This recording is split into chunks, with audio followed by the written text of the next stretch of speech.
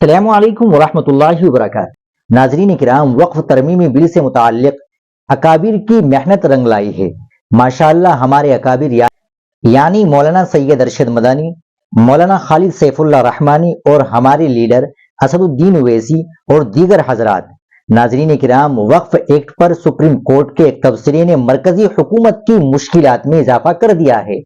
بدھ کو ملک کی سب سے بڑی عدالت میں وقف ایکٹ پر سماعت ہوئی۔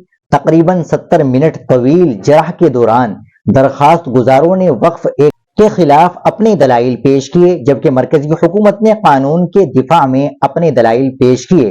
سپریم کورٹ نے وقف ایکٹ کو لے کر مرکزی حکومت سے تیکھے اور سخت سوالات پوچھے۔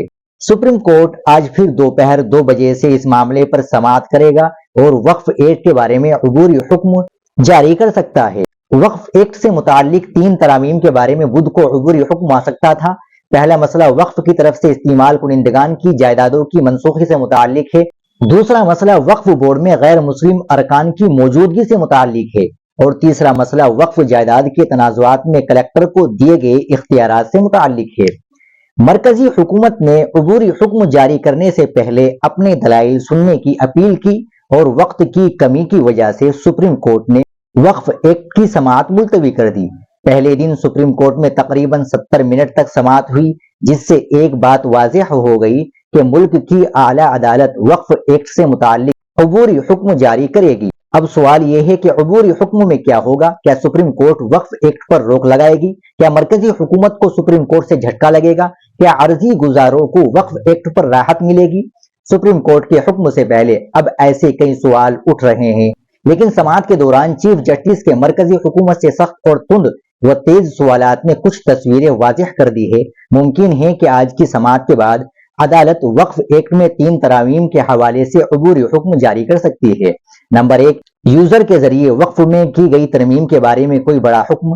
نمبر 2، صارف کے ذریعے وقف کی غیر رجسٹرڈ جائیداد کی ڈی نوٹیفیکیشن پر پابندی۔ نمبر 3، وقف بورڈ میں 2 سے زیادہ غیر مسلم اراکین کی فراہمی پر پابندی۔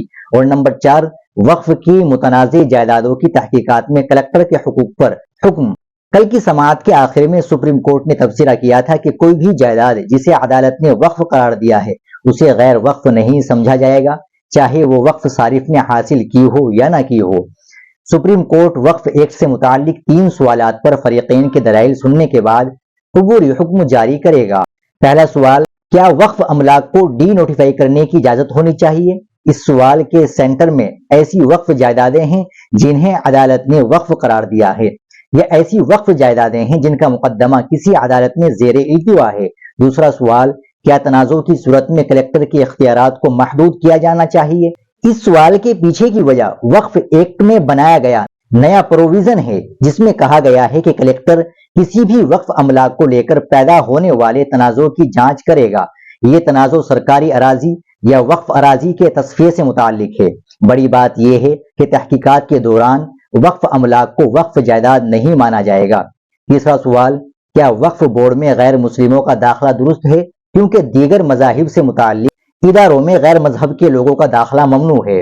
ناظرین کرام، آپ اس سے متعلق کیا کہنا چاہیں گے؟ کمنٹ باکس میں ضرور بتائیں۔ ویڈیو کو لائک اور شیئر ضرور کریں، چینل کو بھی سبسکرائب کر لیں۔ ملتے ہیں انشاءاللہ اگلی ویڈیو کے ساتھ۔ السلام علیکم ورحمۃ اللہ وبرکاتہ۔